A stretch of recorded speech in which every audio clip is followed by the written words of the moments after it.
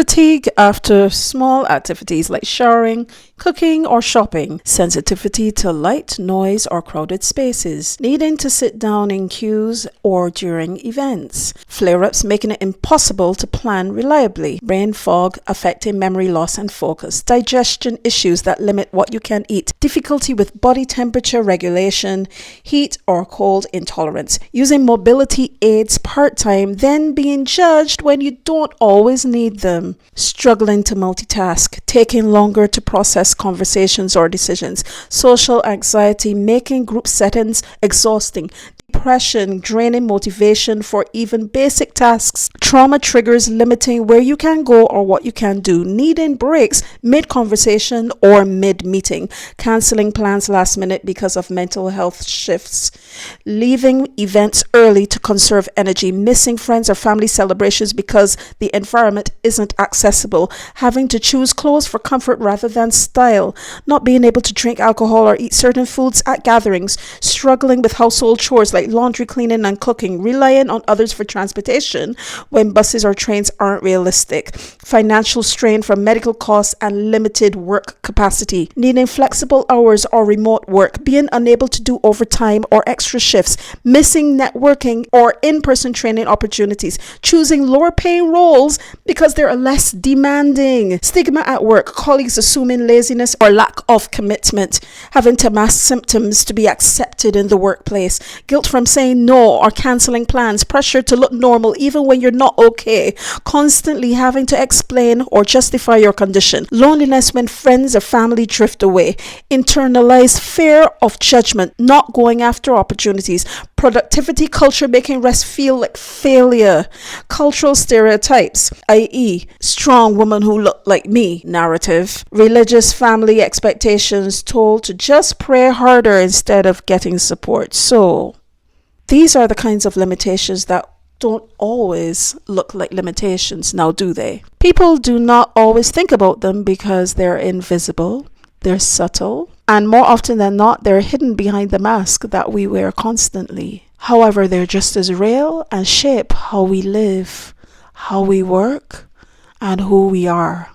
Today, I am going to discuss the limitations that surround physical disability, hidden disabilities, mental health, chronic illnesses. Not only regarding the folks who are going through these things, sometimes without even realizing it. And understand this, let's be real, we also give ourselves barriers.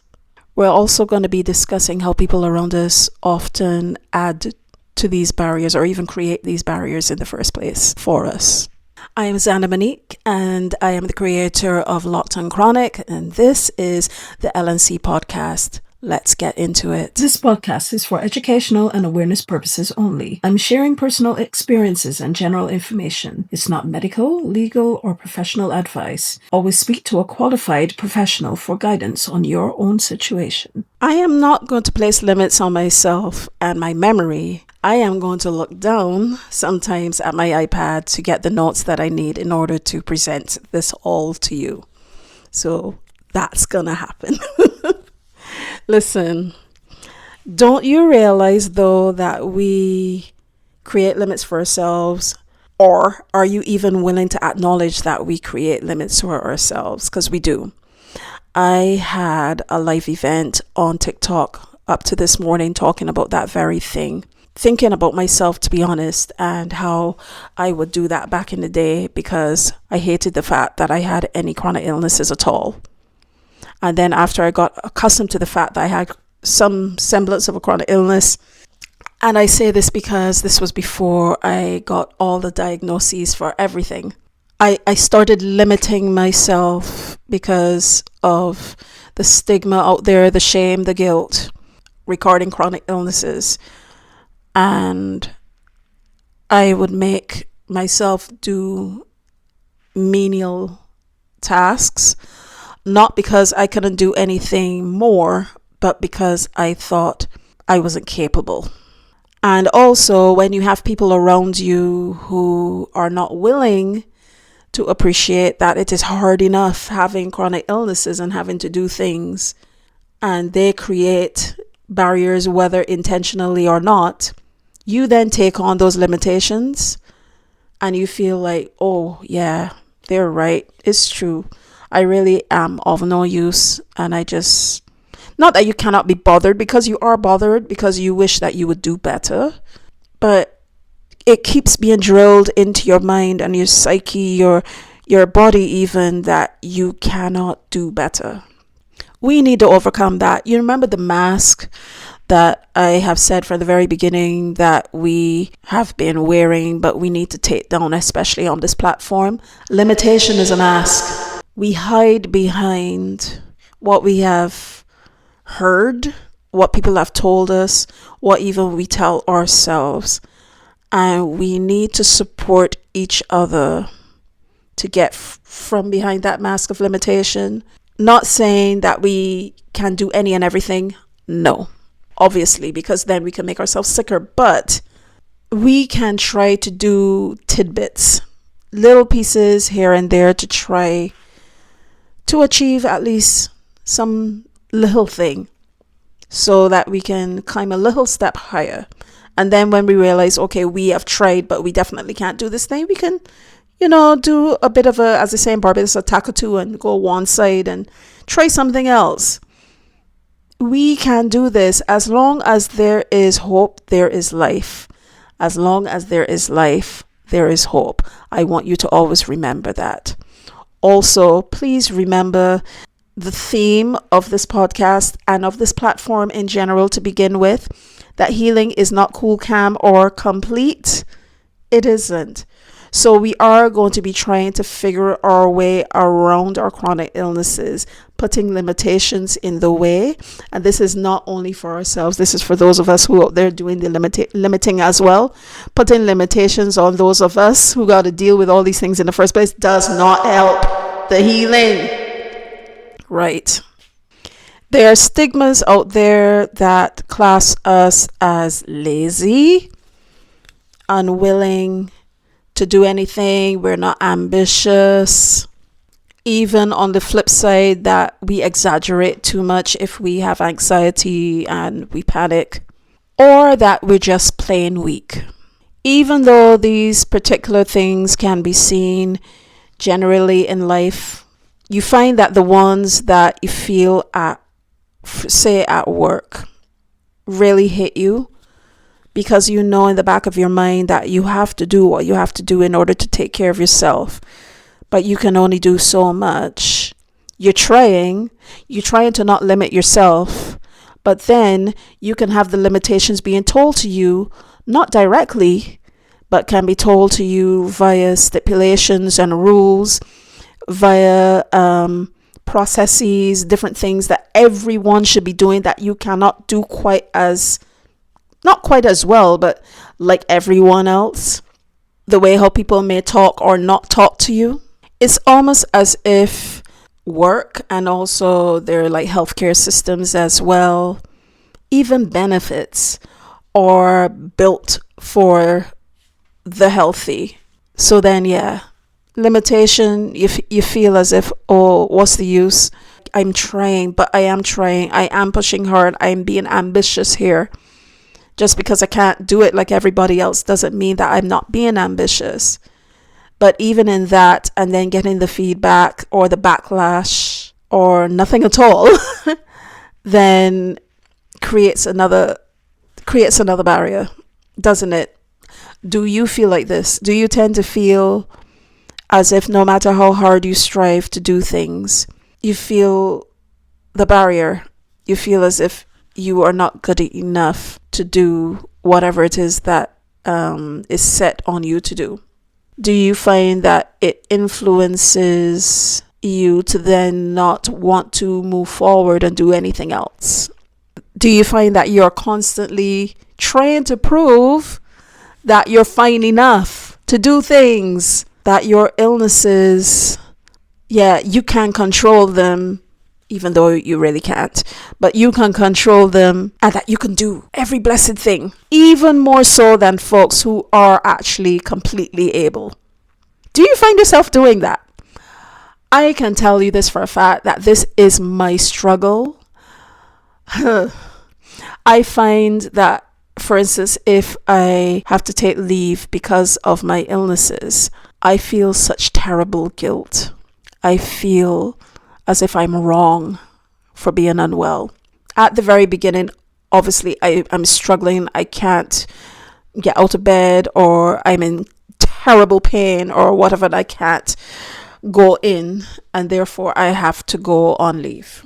Possibly in the next day or two, I start to get this up and down thing that I feel bad, but I need to go to work. But I need to think, oh, what will they be saying? Oh my goodness, what about my leave? How much leave do I have left? Do you find yourself doing this? And then if you have an illness that causes you to be away for quite some time, oh my goodness, that is even worse. But yeah, you tell yourself, but I'm not staying home from a cold, but I have a real problem, which you really shouldn't have to say, because there are things that either you were born with or you were predisposed to that you really are trying your best to live through, but you can't really get rid of altogether. But we find ourselves proving to institutions, proving to benefits situations. I haven't gone through that, but I've heard of the nightmares, and it scares me so much. You got to keep on proving that you deserve support. And then when it comes to workplace, and even with the Disabilities Act, you still feel as if, wow, having the Disabilities Act has done absolutely nothing. I am still fighting. I am still trying to prove myself. But I will be at risk of this, that, and the third that is terrible to happen to me because of the very things that inhabit me that I can't really get rid of. Please let me know if you can relate to this. And for those of you who do not have any illnesses or anything to contend with, I'm very glad. But if you contribute to this sort of dynamic, please think long and hard about what you say or do regarding people who are already trying their best. Life is funny. Anyone could have a chronic illness, so you wouldn't want that to happen to you. I can only talk about the culture that I grew up in, but in my culture, oh my goodness, growing up was a real weird struggle in that you grew up with limitations. So if you had an inkling of something being wrong with you, you just shut up. If you fought your battle of shutting up and you could not succeed at that, you were put away. There is history on that. I have more on that on Beijing's Pandinet, where people used to be locked up, the poorer individuals, people who had mental health circumstances and all that, because they were seen as a nuisance. Hopefully not as much now, but back in the day, you didn't talk about mental health. You talked in hushed voices because you were afraid that someone will put you in the mental. And this is from Barbados. Put you in Jenkins. That's what it was called back in, like, way back. And once you were there, you never came out. Yeah. I even have an example. One of my cousins got lost way in there and was never really seen again. So there you go. The culture that I came from as well in Barbados, they're very strong women. Women had ended up taking the brunt of the weight in order to take care of the family, take care of the children, work 2 and 3 jobs, organize the money, all of the things. They were meant to be unbreakable. Meanwhile, in the background, they're a bit disturbed, some of them. I do think about my grandparents' situation. My grandmother, only after, like, in more recent times, and I sat down and realized that my grandmother had something wrong with her head, even though she was a brilliant woman, learned, but home-wise, I really feel something was going on with her head. And unfortunately, a lot of women may have a lot of struggles like this, especially from all the way back in slavery days, when they had to watch the people that they grew to love being whipped and broken and all sorts of other things. You can imagine having to put up with that create the strength you need to carry on, and holding that inside. Listen, I tend to be like that. because I do a lot of things on my own. And it's only in the last decade that I really, really confronted things like this. But I did have a hard time of holding everything inside because I had so much to deal with. So many hard things, and also at the hands of my grandmother. And even though this may not sound as if this is a limitation, that strength is a limitation, it is, because you may not have that strength. You may not have that internal strength, but you create it from somewhere. And you have now limited yourself from getting help, from being able to just be soft, to be gentle, and to give way to feelings. And then because you don't do that, you set limitations on others under you who would like to be able to let go as well and just cry and things. And it's a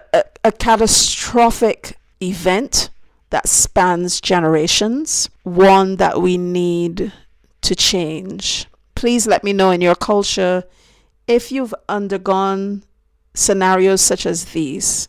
So now we're going to touch on the internal limitations that we place upon ourselves that we do not like to face. We take the situations that we are going through, and then we compare ourselves to what we think is normal. And then because we have that whole scenario concocted, our results that we come up with could be a bit skewed. Then we create our limitations based on those assumptions, those results that we've concocted, because of trying to prove that we're okay and we want to push through things even though they're breaking us down, and the scenarios that we can't really get away from, we silence ourselves. We do not place boundaries. It's funny because a boundary in a sense is a limitation, but in this case it is to protect you. But then in this scenario, not creating the boundary limits us from protection, limits us from support, limits us from saying, okay, I put my foot down, this is me, you respect me and what's going on with me. If not, it shows others that we are willing to put up with anything. Because we're not asking for help and we're not creating boundaries, we are then creating a situation of shame and guilt, because even though we may feel that we want to rest, we don't. We can feel it inside and we really, really, really want to do it. We can feel that we're crumbling. We can feel that we even react in ways that actually would not have been a thing at all if we can have the rest that we require. We feel ashamed for asking for medication. Therefore, we limit our self-healing or self-care, because we're basing everything off the resulting thoughts that we gained when we had our assumptions on what is normal, and then we compared ourselves to that. So yeah, what is normal is not having medication. What is normal is not having to rest. And also what is normal apparently is not saying no, when that is not the truth. Then we decide that we ourselves are going to limit our own goals and our dreams, our aspirations, before anyone else tells us, but you can't do that. We do that to ourselves. We just dream and figure out. We just have a thought that someone else out there is going to come and tell us, but you can't. Only because, I guess, we live in a society that some powers that be would tell us that. And as I said, they're the systems and the workplaces and the benefits and health systems, all of that, that would then low-key or high-key tell us that we can't. So we tell ourselves we can't to begin with, so that no one else can tell us that. That don't really stop anybody from telling you that you can't, by the way. But what's important is that you need to ignore them, because that's their problem. Because you actually can. You can. Look, the bigger truth is that everybody has limits. Everybody. And the people that are putting the limitations on you are really good at doing that. You don't realize that? They make you feel as if you may be insignificant for standing up and saying, okay, don't bother me. No, I can't take this right now. No, this is what I can do. No, this is what I will do. They don't like that. So then they're going to put their foot down, make you feel lesser than, make you be in yourself, and you limit yourself so that they can have their limits again and feel as if they're in control of that narrative. See what I'm saying? We get judged more harshly all of the time. And then we turn around and judge our own selves harshly because of it. Society itself teaches us being those who are chronically ill and those who are not, that limitations are actually a weakness. We need to push through and do all the things. Again, I say the powers that be are very good at stating that, and they have their own limitations, and they sit wonderfully in that. However, real growth, that actually happens when we acknowledge that we have limits and we need those limits, safe and healthy limits, that we actually need to adapt in a way that would work for us, that would make us the best that we can be. All of you out there, I want you to realize that limitations are not the same as failure. With support plus self-awareness, limitations can actually be seen as the boundaries that we actually need to succeed and grow in life. One thing I can suggest for all of us to do is, instead of saying, what can't I do? Or I can't do this, say, what can I do differently? I don't know if you've realized this, right? But there are basically two sorts of limitations. The limitations that would protect you and the limitations that do not.